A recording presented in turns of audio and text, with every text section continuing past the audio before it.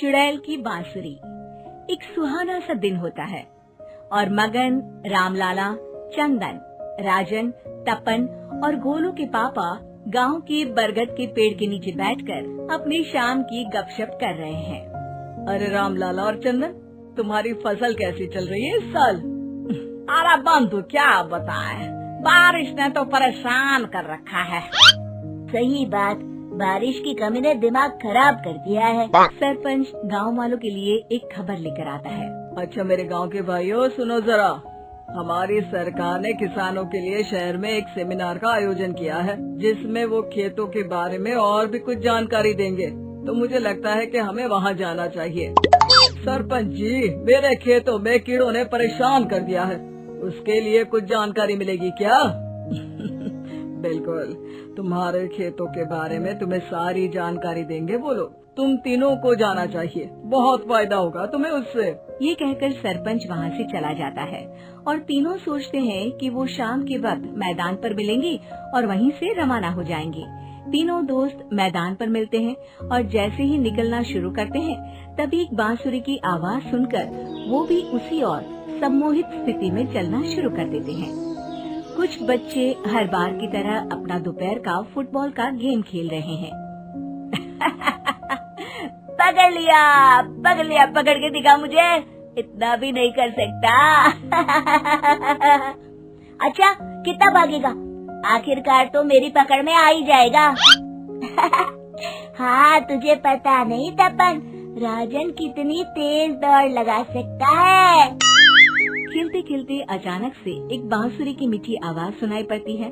सारे बच्चे उसका पीछा करने लगते हैं। शाम हो गई है और बच्चों के घर न आने की वजह से उनकी माँ मैदान में पहुँच जाती है। राजन बेटे, अरे ओ राजन बेटे, किधर चले गए? इतनी देर हो गई, घर वापस क्यों नहीं आए बेटे? तपन बेटा, चलो घर, शाम हो गई है, कितना खेलोगे? और गोलू, ओ गोलू! तीनों की माँ एक दूसरे को देखने लगती है और उन्हें एहसास होता है कि उन तीनों के बेटे घर आए ही नहीं। अरे राजन और गोलू की मम्मी, आप इधर? राजन और गोलू घर नहीं आए क्या अभी तक? नहीं तो दोपहर में राजन मुझे बताकर गया था कि वो तपन और गोलू के साथ खेलने जा रहा है। मैंने सुना है कि गांव में एक चुड़ैल घूम रही है, कहीं वही तो नहीं ले गई ना हमारे बच्चों को? ऐसा कुछ नहीं हुआ होगा, हम तीनों अलग अलग जगह ढूंढते हैं, इधर ही खेल रहे होंगे तीनों बच्चे। ये कहकर तीनों बच्चों की माएं उन्हें ढूंढने निकल गयी। बहुत देर हो गई और फिर भी तीनों बच्चे मिले नहीं। तीनों की माएं मैदान पर फिर से मिलती हैं। सुनिए जी, ये तीनों मिल ही नहीं रहे और मेरे दिमाग में बहुत बुरे बुरे ख्याल आ रहे हैं। आप चिंता मत कीजिए, हम सरपंच से जाकर बात करते हैं, वो हमारी मदद करेंगे। गोलू की माँ सही कह रही हो, चलो चलते हैं। एक उम्मीद की आशा लेकर तीनों अपने बेटों की फिक्र में सरपंच के घर जा पहुंचती है। सरपंच अपनी शाम की चाय पी रहे हैं और अखबार पढ़ रहे हैं। तभी तीनों की माँ हड़बड़ी में भागकर उनके पास आती है। अरे अरे, आप तीनों इतनी डरी हुई क्यों हो? क्या हुआ? ऐसी क्या बात हो गई?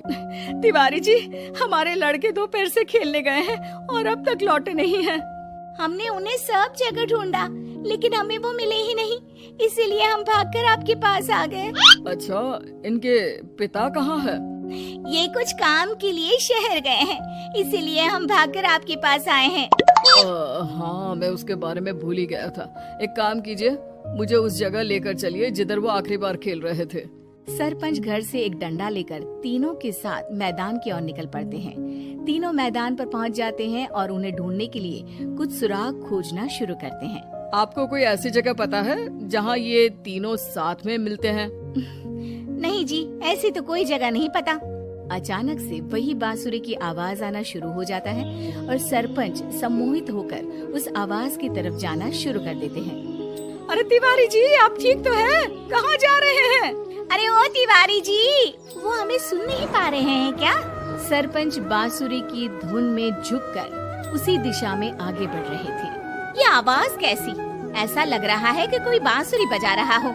हाँ, सरपंच जी भी उसी दिशा में जा रहे हैं।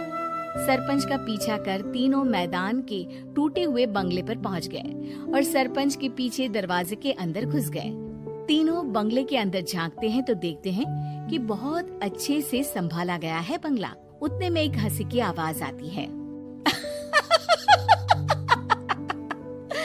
मेरी बांसुरी, तूने मुझे आज तक कभी तंग नहीं किया, हमेशा अपने जादू से लड़कों को खींच लाती है।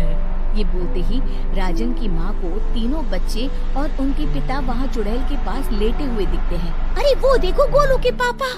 अरे रे, अरे गोलू की माँ, आप चुप रहिए ना जरा। उस चुड़ैल ने देख लिया तो हम भी फंस जाएंगे। इन्हें बचाएगा कौन? लगता है ये शहर गए ही नहीं और इस चुड़ैल ने इन सबको भी यही बुला लिया है। अब हमें इन्हें छुड़ाना होगा। एक काम करते हैं। राजन की मम्मी गोलू और तपन की मम्मी को एक प्लान बताती है। बिल्कुल सही कह रही हो राजन की मम्मी। चलो आज इस चुड़ैल को मजा चखाते हैं।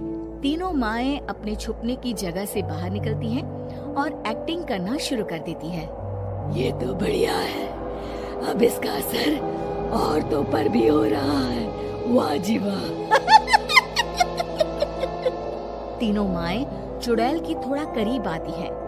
राजन और गोलू की माँ चुड़ैल को पकड़ लेते हैं और तपन की माँ बांसुरी हाथ से पकड़कर तोड़ देती है। अरे पागल औरत, ये क्या कर दिया? मेरी बांसुरी को तोड़ दिया। अब मेरी शक्तियाँ खत्म हो जाएगी।